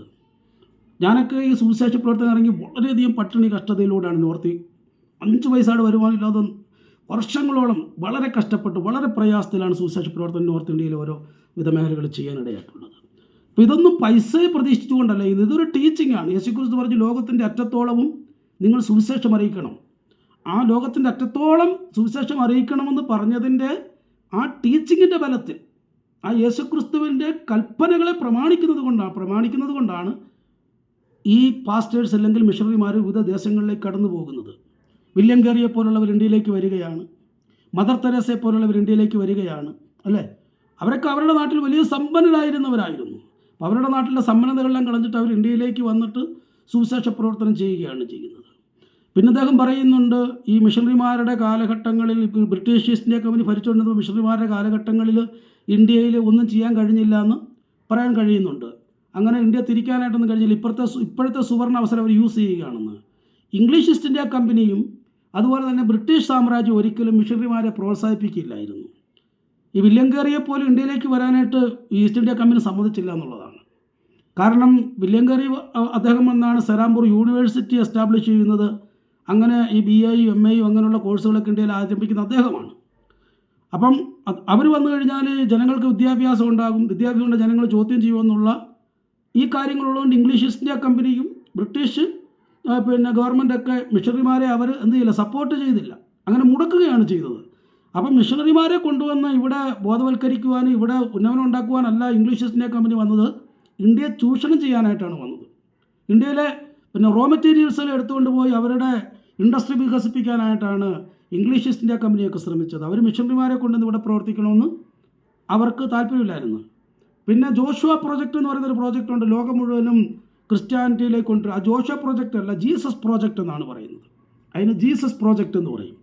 എന്ന് പറഞ്ഞു കഴിഞ്ഞാൽ ലോകത്തിൻ്റെ അറ്റത്തോളവും സുവിശേഷം അറിയിക്കണം എന്ന് പറഞ്ഞുകൊണ്ട് ലോകം മുഴുവനും ഇങ്ങനെ കൈപ്പിടിയിൽ കൊണ്ടുവരണമെന്നും ലോകം മുഴുവനും ഇങ്ങനെ ക്രിസ്ത്യാനിറ്റി ആയിട്ട് മാറുമെന്നൊന്നും ലോകം മുഴുവൻ അറിയിക്കണമെന്നാണ് പറഞ്ഞിരിക്കുന്നത്. അതിലേക്ക് കീഴിലേക്ക് കൊണ്ടുവരിക എന്നുള്ളതല്ല. അങ്ങനെ ഒരു പദ്ധതി യേശുക്രിസ്തുവിൻ്റെ പദ്ധതിയാണ് ലോകം മുഴുവനും സുവിശേഷം സകല സൃഷ്ടികളോട് സുവിശേഷം അറിയിക്കണമെന്ന് പറഞ്ഞിരിക്കുന്നത്. ലോകം മുഴുവൻ ലോകത്തിൻ്റെ അറ്റത്തോളവും സകല സൃഷ്ടികളോട് സുവിശേഷം അറിയിക്കണമെന്നാണ് പറഞ്ഞിരിക്കുന്നത്. അതിൻ്റെ ഒരു ഭാഗമായിട്ടാണ് ഇന്ത്യയിലെ എല്ലാ മുക്കിലും മൂലയിലും ചർച്ചകളുണ്ട്. ഇന്ന് ഇന്ത്യയിൽ മിഷണറിമാരുടെ കാല് കുത്താത്ത ഒരു വില്ലേജ് കാണുകയില്ല. തീർച്ചയായിട്ടും മിഷണറിമാരുടെ കാല് കുത്താത്ത ഒരു വില്ലേജ് കാണുകയില്ല. പക്ഷേ അവിടെ ഹിന്ദു പുരോഹിതന്മാരും സിഖ് പുരോഹിതന്മാരും അതുപോലെ ജൈനിസ്റ്റ് പുരോഹിതന്മാരും ബുദ്ധിസ്റ്റ് പുരോഹിതന്മാരും അവരവിടെ ഒരുപക്ഷെ കാല് കുത്തിയിട്ടുണ്ടാവുകയില്ല. കാരണം അവർക്കതിനും താല്പര്യമില്ല, അവർക്ക് അവിടെ കടന്നു പോകാൻ താല്പര്യങ്ങളില്ല. അവരുടെ മതം അതിനെ പഠിപ്പിക്കുന്നില്ല, അനുശാസിക്കുന്നില്ല. പക്ഷേ ക്രിസ്ത്യാനിറ്റി അങ്ങനല്ല. ക്രിസ്ത്യാനിറ്റികൾ എവിടെ മനുഷ്യനുണ്ടോ, എവിടെ മനുഷ്യൻ അധപ്പതനത്തിൽ ജീവിക്കുന്നു, എവിടെ മനുഷ്യൻ തകർന്നു കിടക്കുന്നു, എവിടെ മനുഷ്യൻ പ്രത്യാശയില്ലാതെ കിടക്കുന്നു, അവിടേക്ക് ഇറങ്ങിച്ചെന്നിട്ട് അവരെ പ്രത്യാശയുള്ളവരാക്കി മാറ്റുവാൻ, അവരെ ആ നിലയിൽ നിന്ന് കരം പിടിച്ചുയർത്തുവാൻ ക്രിസ്ത്യാനിറ്റി എടുത്ത ആ എഫേർട്ട് എന്ന് പറഞ്ഞു കഴിഞ്ഞാൽ ഇത് ഇന്ത്യക്ക് മറക്കാൻ പറ്റത്തില്ല. അത് മോദിജി പോലും പറയുന്നുണ്ട്. അത് പിന്നെ നമ്മുടെ നിർമ്മല സീതാരാമനെ പോലുള്ളവർ പറയുന്നുണ്ട്. അങ്ങനെ ഇന്ത്യയിലെ എല്ലാ ഉന്നതന്മാർക്കും അറിയാൻ കഴിയുന്ന ഒന്നാണ് ക്രിസ്ത്യാനിറ്റി ഇന്ത്യക്ക് വേണ്ടി ചെയ്ത ഏറ്റവും വലിയ കാര്യം എന്താണ്? എഡ്യൂക്കേഷൻ തന്നെയാണ്. സമൂഹത്തിൽ മാറ്റം കൊണ്ടുവരിക എന്നുള്ളതായിരുന്നു. അങ്ങനെ എഡ്യൂക്കേഷനിൽ ഏറ്റവും കൂടുതൽ എഫേർട്ട് എടുത്തുകൊണ്ട് ക്രിസ്ത്യാനിറ്റി ഇന്ത്യയിൽ വലിയ മാറ്റങ്ങളെ കൊണ്ടുവരികയാണ്. ഇവിടുത്തെ റെയിൽവേ സിസ്റ്റം കൊണ്ടുവന്ന ബ്രിട്ടീഷുകാർ എന്ന് പറഞ്ഞു കഴിഞ്ഞാൽ, ബ്രിട്ടീഷ് എന്ന് പറഞ്ഞാൽ അത് ക്രിസ്ത്യൻസിൻ്റെയാണ്. അതുപോലെ അച്ചടിശാലകൾ ഉണ്ടാക്കുന്ന ആരാണ് അല്ലേ? ബെഞ്ചമിൻ ബെയ്ലിയുടെ കാലഘട്ടങ്ങളിൽ നമുക്കറിയാമല്ലോ, എഴുത്ത് വിദ്യകളൊക്കെ കൊണ്ടുവരുന്നത് അവർ തന്നെയാണ്. അച്ചടി യന്ത്രങ്ങളുടെ സഹായത്തോടെ ബുക്കുകൾ പ്രിൻ്റ് ചെയ്യുക, ലൈബ്രറികൾ ഉണ്ടാക്കുക, ഹോസ്പിറ്റലിൻ്റേതാകുന്ന ആവിർഭാവങ്ങൾ ഉണ്ടാക്കുക. അങ്ങനെ സമൂഹത്തിലെ എല്ലാ നന്മകളുടെയും ഉറവിടം ക്രിസ്ത്യാനിറ്റിയിലൂടെയാണ് ഉണ്ടായിരിക്കുന്നത്. അത് ത്യജിക്കാനൊന്നും ആർക്കും കഴിയത്തില്ല. അന്നത്തെ വലിയ വലിയ സിറ്റികളിലൊക്കെ ഇപ്രകാരമുള്ള പ്രവർത്തനങ്ങൾ ഉണ്ടായിരുന്നു. അതിൻ്റെ മുഖാന്തരം സിറ്റികളൊക്കെ വെളിച്ചം കണ്ടു. പിന്നെ ഗ്രാമങ്ങളിലേക്ക് മിഷണറിമാർ ചിതറി പാർത്തു. അവിടെ പോയി അവിടുത്തെ ഉന്നമനത്തിന് വേണ്ടി പ്രവർത്തിച്ചു. അങ്ങനെ ഈ ക്രിസ്ത്യാനിറ്റി ദൈനംദിന ജീവിതത്തിൽ ഇടപെട്ടുകൊണ്ട് മനുഷ്യൻ്റെ ദൈനംദിന പ്രോബ്ലങ്ങളെ പരിഹരിക്കാൻ ശ്രമിക്കുന്നതാണ് ക്രിസ്ത്യാനിറ്റിയിലേക്ക് ആളുകൾ വരുന്നത്. അത് ഈ പഞ്ചാബി സമൂഹത്തിനൊരു ഗുണമെന്ന് പറഞ്ഞു കഴിഞ്ഞാൽ അവർ ഇങ്ങനെ അധികം ഈ എല്ലാ മതങ്ങളെയും ആശയങ്ങൾ എടുത്തുകൊണ്ട് അവർ ഫോളോ ചെയ്ത് പോകുന്ന ഒരു മതമല്ല. പഞ്ചാബികൾ അവർക്ക് മൂർത്തി പൂജ, ക്രിസ്ത്യാനിറ്റിയുടെയൊക്കെ പോലെ തന്നെ അവർ മൂർത്തി പൂജ അങ്ങനെയുള്ളതൊന്നുമില്ല. അതുകൊണ്ട് ഇവരെ പെട്ടെന്ന് ഈ പറഞ്ഞ് മനസ്സിലാക്കാൻ കഴിയുമെന്നുള്ളതാണ്. ഈ ക്രിസ്ത്യാനിറ്റിയുടെ മൂല്യങ്ങളെ പറഞ്ഞ് മനസ്സിലാക്കാൻ കഴിയും. അങ്ങനെ പെട്ടെന്ന് അവരിതിലേക്ക് ആകർഷകരാകുന്നുണ്ട്.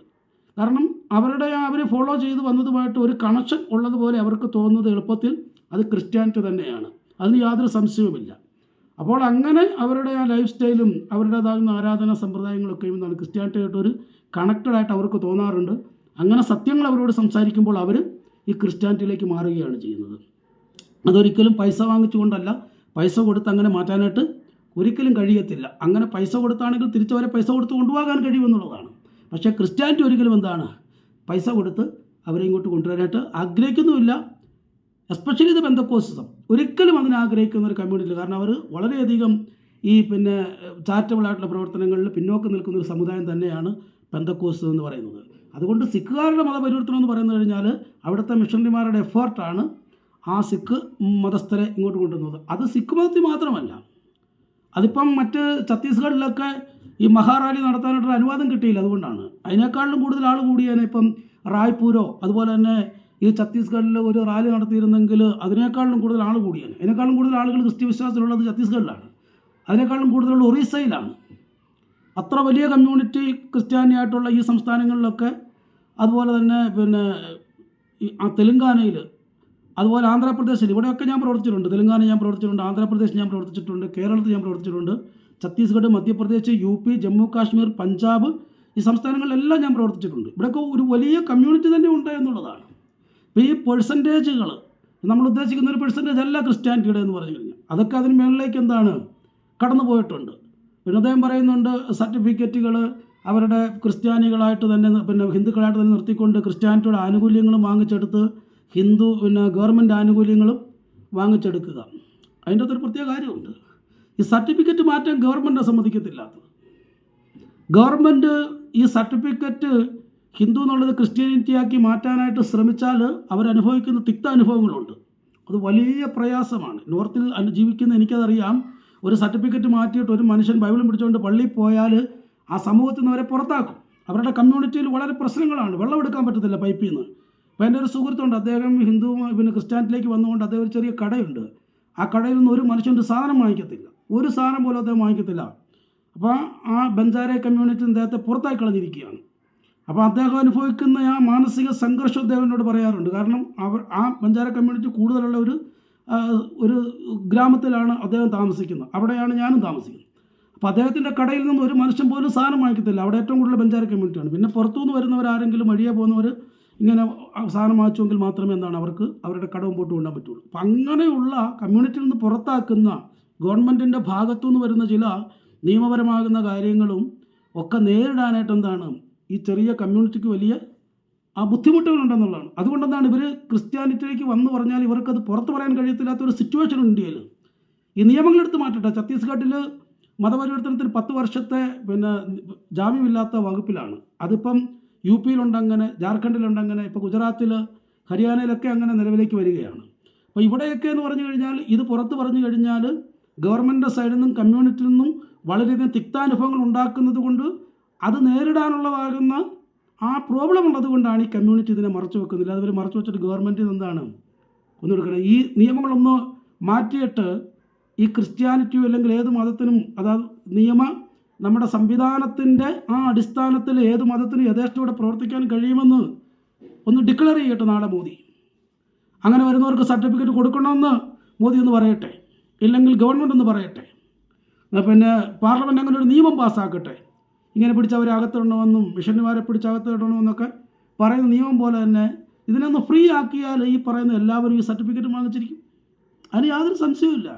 നിയമങ്ങൾ അതിനെതിരെ ഉള്ളതുകൊണ്ട് ആ നിയമത്തിൻ്റെ നൂലാമാലകളിൽ പെട്ട് എന്ത് ചെയ്യുകയാണ്, അത് സ്വമനസാലെ പോലും വരുന്നവരെ എന്ത് ചെയ്യുകയാണ്, മനഃപൂർവ്വം മതം മാറ്റിയെന്ന് പറയിപ്പിക്കുന്ന രീതിയിലേക്കുള്ള പ്രവർത്തനങ്ങൾ ഉണ്ടാകുന്നുണ്ട്. അത് ഞങ്ങൾ തിക്താനുഭവങ്ങൾ അനുഭവിച്ചവരാണ്, നേരിട്ടത് അനുഭവിക്കുന്നുകൊണ്ട് പറയുന്നതാണ്. അതുകൊണ്ട് ക്രിസ്ത്യാനിറ്റി ഒരിക്കലും ആരും 5 പൈസ കൊടുത്തോ ഇവിടുത്തെ ഈ പട്ടുമെത്തകൾ കൊടുത്തോ ഒന്നുമല്ല ഈ ക്രിസ്ത്യാനിറ്റിയെ ഞങ്ങൾ പരിപോഷിപ്പിക്കുന്നത്. ഇല്ലെങ്കിൽ ക്രിസ്ത്യൻ സമൂഹത്തിലേക്ക് ആളുകൾ വരുന്നത് അങ്ങനെ ഈ പട്ടുമെത്ത കാണിച്ചുകൊണ്ടല്ല. ഇതിൻ്റെ അകത്തേക്ക് വന്നു കഴിഞ്ഞാൽ ഒന്നാമത്തെ കാര്യം എന്ന് പറഞ്ഞാൽ സമൂഹത്തെ നേരിടണം, അല്ലേ? ഗവൺമെൻറ്റിനെ നേരിടേണ്ടി വരികയാണ് എന്ന് പറഞ്ഞാൽ നേരിടാന്ന് പറഞ്ഞു കഴിഞ്ഞാൽ ആ ഗവൺമെൻറ്റിന് ആനുകൂല്യങ്ങൾ പെട്ടെന്ന് എന്ത് ചെയ്യാണ്, കട്ട് ചെയ്ത് കളയുകയാണ്. അപ്പം ഇങ്ങനെ തിക്താനുഭവങ്ങളിലൂടെയാണ് എന്ത് ചെയ്യുന്നത്. അങ്ങനെ കോടിക്കണക്കിന് രൂപ കൊടുത്ത് ഓരോ വിശ്വാസികളെയും നിലനിർത്താനൊന്നും അതിനുള്ള ഫണ്ടുമില്ല. അതൊക്കെ നിർത്തി നിങ്ങൾ തന്നെയാണ് പറയുന്നത്. അപ്പം അങ്ങനൊന്നുമല്ല. ഇതിൻ്റെ ടീച്ചിങ്ങിന് അതിനൊരു കരിസ്മ പവറുണ്ട്, ഒരു ഡിവൈൻ പവറുണ്ട്. കരിസ്മ പവറിൽ ഒരു ഡിവൈൻ പവറുണ്ട്. അതിന് ഈ സുവിശേഷത്തിനൊരു ഡിവൈൻ പവറുണ്ട്. ആ ഡിവൈൻ പവറാണ് എന്ത് ചെയ്യുന്നത്, ക്രിസ്ത്യാനിറ്റിയെ നിലനിർത്തുന്നത്. അത് യേശുക്രിസ്തുവിൻ്റെ പരിശുദ്ധാത്മാവിലുള്ള ഡിവൈൻ പവറാണ്. അതൊരു രോഗിയോട് പറഞ്ഞാൽ അവൻ സൗഖ്യം പ്രാപിക്കും. ആകുലിനോട് പറയുമ്പോൾ അവൻ്റെ ആകുലത വിട്ടുമാറും. നിരാശയിലിരിക്കുന്നവന് ആശയിലേക്ക് മടങ്ങി വരും. അവൻ്റെ പ്രശ്നങ്ങൾ പരിഹരിക്കപ്പെടുന്നുണ്ട്. അപ്പോൾ അതിങ്ങനെ തട്ടിപ്പെടുന്ന അനേകരുണ്ടായിരിക്കും. ഇങ്ങനെ തള്ളിയിടുന്നവരും ഉന്തിയിടുന്നവരും കള്ള രോഗശാന്തി കാണിക്കുന്നവരൊക്കെ. അത് ഹിന്ദു മതത്തിലില്ലേ? ഉണ്ട്. അങ്ങനെയുള്ള അനേക തട്ടിപ്പുകൾ കാണിക്കുന്ന മന്ത്രവാദികളില്ലേ അതിൻ്റെ അകത്ത്? നമുക്ക് നേരിട്ടറിയാവുന്നവരുണ്ട്. അതെല്ലാ മതത്തിലും ഇങ്ങനെയുള്ള പുഴുക്കുത്തലുമുണ്ട്. പക്ഷേ സുവിശേഷത്തിനൊരു ശക്തിയുണ്ട്. ആ സുവിശേഷത്തിൻ്റെ ശക്തി ലോകത്തെമ്പാടും പരക്കപ്പെടുന്നുണ്ട്. അത് ഇന്ത്യയിൽ മാത്രമല്ല, ചൈനയിൽ ചർച്ചുകളുണ്ട്. 10,000-കണക്കിന് ആളുകൾ കൂടി വരുന്ന ഹിഡൻ ചർച്ചുകൾ ചൈനയിലുണ്ട്. അതുപോലെ തന്നെ സൗദി അറേബ്യയിൽ ചർച്ചുകളില്ലേ? ഉണ്ട്. പാകിസ്ഥാനിൽ ചർച്ചുകളുണ്ട്, ശ്രീലങ്കയിലുണ്ട്, ബംഗ്ലാദേശിലുണ്ട്, മ്യാൻമാറിലൊക്കെ വർക്ക് ചെയ്യുന്ന എൻ്റെ സുഹൃത്തുക്കളുണ്ട്. 100 കണക്കിന് വിശ്വാസികളുള്ള ചർച്ചുകളുള്ള മ്യാൻമാറിലുണ്ട് എന്നുള്ളതാണ്. അങ്ങനെ ലോകത്തിൻ്റെ എല്ലാ രാജ്യങ്ങളിലും സുവിശേഷം പരക്കപ്പെടുകയാണ്. റഷ്യയിലുണ്ട്. എല്ലാ രാജ്യങ്ങളിലും എന്താണ്, സുവിശേഷം പരക്കപ്പെടുന്നുണ്ട്. വലിയ കമ്മ്യൂണിറ്റി അതിലേക്ക് കൺവേർട്ട് ആകുന്നുണ്ട്. ഇല്ല എന്ന് പറയുന്നില്ല, വലിയ കമ്മ്യൂണിറ്റി അതിലേക്ക് കൺവേർട്ട് ആകുന്നുണ്ട്. ഇപ്പോൾ ഇന്ത്യയിലെ ക്രിസ്ത്യാനികളുടെ ഒരു പെർസെൻറ്റേജ് നോക്കിക്കഴിഞ്ഞാൽ അതൊരു 17-18% മുകളിലേക്ക് പോകാൻ സാധ്യതയുണ്ട്. സർട്ടിഫിക്കറ്റോട് കൂടി പറയുകയാണെങ്കിൽ, സർട്ടിഫിക്കറ്റോട് കൂടി ഗവൺമെൻറ് ഡിക്ലെയർ ചെയ്യുകയാണെങ്കിൽ അതിന് മുകളിലേക്ക് പോകാൻ സാധ്യതയുണ്ട്. കാരണം അങ്ങനെ ക്രിസ്ത്യാനിറ്റിക്ക് ഒരു ഡെവലപ്മെൻറ്റ് ഉണ്ടായിട്ടുണ്ട്. അതൊന്നും പൈസ കൊടുത്തല്ല. അതൊക്കെ ഇതിൻ്റെ ടീച്ചിങ്ങുകളും അതുപോലെ തന്നെ മിഷണറിമാരുടെ പ്രവർത്തനങ്ങൾ സമൂഹത്തിൽ വെളിച്ചം കൊണ്ടുവന്നത് കൊണ്ടാണ് അങ്ങനെ ഈ കമ്മ്യൂണിറ്റിയിലേക്ക് അല്ലെങ്കിൽ ക്രിസ്ത്യൻ കമ്മ്യൂണിറ്റിയിലേക്ക് ആളുകൾ കൺവേർട്ടായി വരുന്നത്. അത് മനസ്സിലാക്കുന്നതാണ് ഏറ്റവും നല്ലത്. അല്ലാതെ ഇങ്ങനെ പൈസ കൊടുത്താണ് 5 രൂപ കാണുമ്പോൾ വീഴുന്നവരാണ് ഹിന്ദുക്കൾ, 2 രൂപ കണ്ടു കഴിഞ്ഞാൽ വീഴുന്നവരാണ് പഞ്ചാബികളെന്ന് പറയുന്ന അവരെ തരം താഴ്ത്തി കളയരുത്. നിങ്ങൾ ഒരിക്കലും തരം താഴ്ത്തി 2 രൂപ കണ്ടു കഴിഞ്ഞാൽ വീഴുന്നവരാണ് മറ്റു റിലീജിയൻസ് നിങ്ങൾ തരം താഴ്ത്തരുത്. കാരണം ഇതിൻ്റെ അകത്തേക്ക് വരുന്നവർ പാവങ്ങളല്ല, കോടീശ്വരന്മാരായിരിക്കുന്നവർ ക്രിസ്ത്യാനിൽ കൺവേർട്ട് ചെയ്യുന്നുണ്ട്. മിനിസ്റ്റേഴ്സ് ഉണ്ട്, പോലീസുകാരുണ്ട്, എഞ്ചിനീയേഴ്സ്, ഡോക്ടേഴ്സൊക്കെ വലിയ വലിയ ഉദ്യോഗസ്ഥന്മാർ ഇതിലേക്ക് കൺവേർട്ടായിട്ട് വരുന്നുണ്ട്. അപ്പം ഇത് ഒരു സാമ്പത്തികം കൊടുത്ത് ഇല്ലെങ്കിൽ പണം കുത്തിയൊഴുക്കിക്കൊണ്ട് ചെയ്യുന്ന ഒരു ചിത്രപ്രവർത്തനമല്ല. ഇതൊരു സത്യസുവിശേഷം, ഇത് നീതിയോടുകൂടി ചെയ്യുന്ന ഒരു എളിയ പ്രവർത്തനം മാത്രമാണ്. അതിലേക്ക് ആളുകൾ ആകർഷിക്കുന്നതിൽ നിങ്ങൾ നിരാശപ്പെടേണ്ട കാര്യങ്ങളില്ല. ഇല്ലെങ്കിൽ ഈ മറ്റ് ഹിന്ദു റിലീജിയൻസും മറ്റും അവരുടെ ആ റിലീജിയൻസിന് എന്ത് ചെയ്യാണ്, ഇതുപോലെ പഠിപ്പിക്കലുകൊണ്ട് അവർ ആളുകളെ തിരിച്ചെടുക്കട്ടെ. അത് മാത്രമാണ് ചെയ്യാനുള്ളത്. ഇല്ലെങ്കിൽ അടിച്ചമർത്തുവാനോ അങ്ങനെ ശ്രമിക്കുന്നുണ്ട്. പക്ഷെ അതൊക്കെ വിഫലമായി പോകത്തുള്ളൂ. കാരണം ക്രിസ്ത്യാനിറ്റി വളർന്നു വന്നത് ഒരിക്കലും മെത്തയിലൂടെ നടന്നല്ല കയറി വന്ന് മുള്ളുകൾക്കിടയിലൂടെയാണ്. അത് കല്ലും മുള്ളും നിറഞ്ഞതായിരുന്നു യാത്ര, വാളുകൾക്കിടയിലൂടെയാണ്. അതുപോലെ തന്നെ അതിനെ തകർക്കാൻ അനേകർ ശ്രമിച്ചതിൻ്റെ ഇടയിലൂടെയാണ് ക്രിസ്ത്യാനിറ്റി വളർന്നു വന്നത്. അത് ഇനിയും ക്രിസ്ത്യാനിറ്റി അങ്ങനെ തന്നെ ആയിരിക്കും, ഇന്ത്യയിലല്ല ലോകത്തെവിടെയും വളരുന്നത്. അതുകൊണ്ട് ഈ അറിവ് നിങ്ങളുടെ ചാനലിൽ നിങ്ങൾ പറഞ്ഞതിന് വിപരീതമായിട്ട് ഞാനത് പറഞ്ഞുള്ളൂ. ഈ അറിവുകൾ നിങ്ങൾക്കുണ്ടായിരിക്കണമെന്ന് മാത്രം ഞാൻ ആഗ്രഹിക്കുകയാണ്.